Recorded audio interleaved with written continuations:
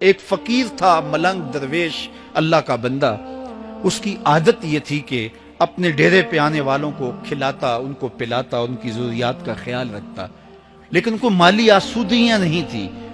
ہوتا یہ تھا کہ بعض اوقات لوگ آتے تو ادھار لے کر کے وہ لوگوں کو کھلا دیتا. خیر، چونکہ فقیر کا مزاج یہ ہوتا ہے کہ لوگ آئیں اس کے ڈیرے سے کھائیں. بابا بلے شاہ نے بھی کہا تھا نا، اٹ کھڑک کے دکڑ بجے تتا ہووے چلا، آن فقیر کھا کھا جاون راضی ہووے بلا. یہ فقیروں کا مزاج ہے، تو جو بھی آتا اس کے ڈیرے سے کھاتا اور وہ ادھار اٹھا اٹھا کے لوگوں کی ضروریات کو پورا کرتے رہتے.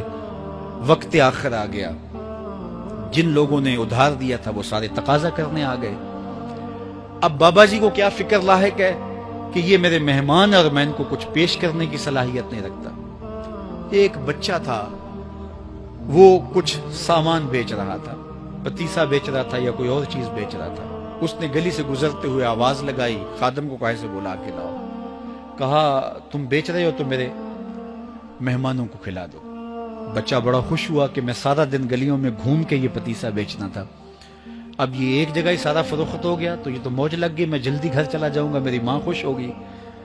تو سارا ان مہمانوں کو کھلا دیا گیا. اور اس کے بعد کہا بابا جی پیسے؟ کہا تم بیٹھ جاؤ، جب ان کو ملیں گے تو تجھے بھی مل جائیں گے. وہ بیٹھ گیا، 2 4 10 منٹ بیٹھا تو بچہ تھا، پھر کھڑا ہو گیا، بابا جی پیسے؟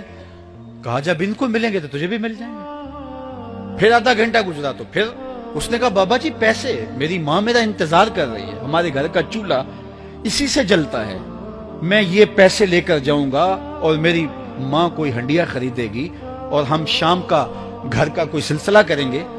کہا بیٹا جب ان کو ملے گا تو تجھے بھی مل جائے گا. بچے نے رونا شروع کر دیا. یتیم بچہ تھا، اس کا سارا آسرا یہی تھا. اس نے رونا شروع کر دیا. جب بچہ رویا اللہ کی رحمت کو جوش آیا. کوئی مرید نذرانہ لے کے ان بزرگوں کے پاس آ گیا اور اشرفیوں کی بھری ہوئی تھیلی پیش کی. وہ اتنے پیسے تھے کہ اس بچے کو بھی دیے، جتنے لوگ آئے تھے سب کا قرض چکایا. کہا جاؤ گھروں کو. تو سب نے کہا بابا جی ہم صبح سے بیٹھے ہوئے تھے تو یہ نذرانہ دینے والا صبح سے نہیں آیا، تو اب کیسے آ گیا؟ کہا صبح سے تمہارے اندر کوئی رونے والا نہیں تھا، ایک رونے والا آیا تو باقیوں کا بھی کام بن گیا. بعض اوقات کسی ایک شخص کی وجہ سے باقیوں کی خطائیں بھی معاف ہوتی ہیں.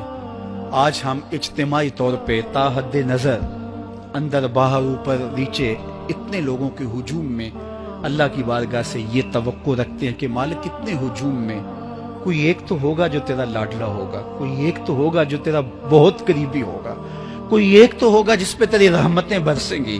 تو مالک اس کے صدقے سے ہماری خطائیں بھی معاف کر دے، ہمارے گناہ بھی معاف کر دے. کوئی ایک رونے والی آنکھ مل گئی تو باقیوں کا بھی کام بن جائے گا. اٹھ فریدا ستیا تے میلہ ویکھن جا، وت کوئی بخشیا مل جاوے تے توں ہی بخشیا جا. میرے مالک ہم سب کی خطائیں معاف کر دے، ہم سب سے درگزر فرما اور ہم سب کے باطن کو ستھرائیاں دے دے، ہمارے اندر کو پاکیزگیاں دے دے. بہت وقت میں نے اور آپ نے صاحب گزار لیا، تیزی کے ساتھ زندگی بیت رہی ہے. میں اگر اپنے آپ کو دیکھوں تو میری زندگی کتنی بہاریں کاٹ چکی ہے. اگر آپ اپنے آپ کو دیکھیں، کوئی 60 سال کو 20 سال کو 25 سال کو زندگی تیزی کے ساتھ گزر رہی ہے. بندہ جب سوچتا ہے کہ میں 40 سال کا ہو گیا ہوں تو آگے میری زندگی کے اگر 30 سال بھی ہیں تو 30 سال تو کافی ہیں، لیکن وہ پیچھے اگر پلٹ کے دیکھے تو 40 سال یوں گزر گئے جس طرح چٹکی بجائی جاتی ہے.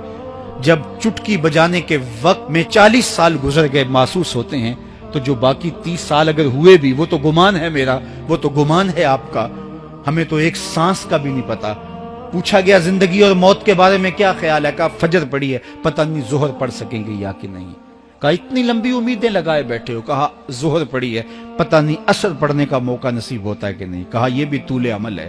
ایک بولا عصر پڑی ہے، پتہ نہیں مغرب پڑھ سکیں گے یا کہ نہیں.